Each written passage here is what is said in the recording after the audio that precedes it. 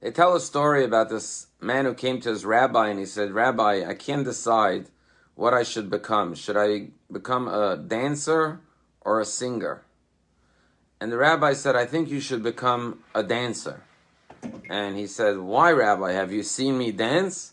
And the rabbi said, no, but I've heard you sing. Our mission in life is not to squash people's dreams, but to enable people to fulfill and realize their dreams. This week's Torah portion, we come to the amazing climax of the story of Joseph and his brothers, how he reveals himself to his brothers, and he says, I am Joseph, and the brothers are reunited with Joseph after 22 years. And Rabbi Jonathan Sachs points out that there are three sets of dreams throughout the story of Joseph. The first dreams was Joseph's dreams of the sun and the moon and the stars bowing down to him. Second set of dreams was the butler and the baker's dreams that he interpreted in prison. And the third set of dreams was Pharaoh's dreams with the skinny cows and the fat cows and Joseph's interpretation of those dreams. And he says these three sets of dreams show us the trajectory of how a person, especially if you want to be a leader, needs to live. The first thing is you have to have your own ambitions, your own dreams and visions and aspirations. The second set of dreams, where Joseph interprets the dreams of the butler and baker, represents that you can't just dream for yourself. You have to help articulate and express the dreams of others, help others realize their dreams. And the third set of dreams of Pharaoh represent the idea that you have to know how to implement those dreams and to turn those dreams into reality, as Joseph interprets Pharaoh's dreams as a message from God to save food during the 7 years and store it for the years of famine, thereby rescuing and saving the entire country and region from famine. And this is fascinating as we live through this past week and this coming week, where the Pfizer and the Moderna vaccines have been rolled out for distribution. And we've seen a dream be realized and now being distributed to save the potential lives of millions and millions of people.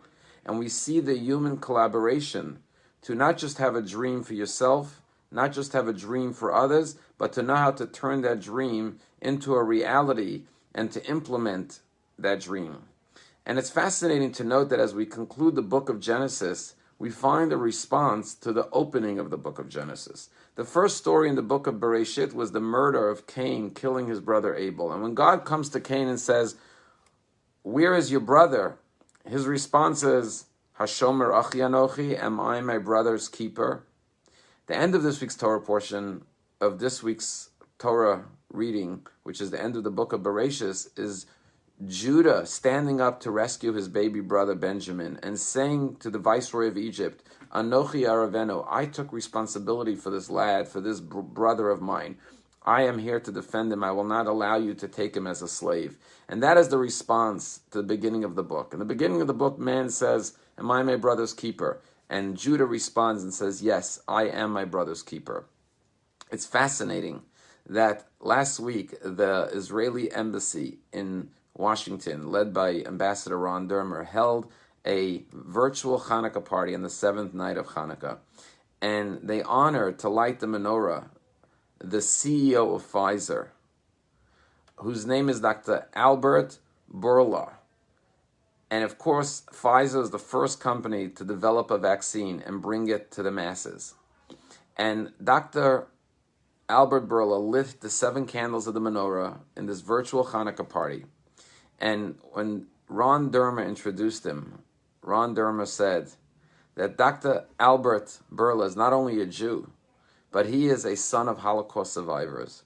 And just 75 years ago, we witnessed the way the Nazis murdered 6 million Jews and many millions of others.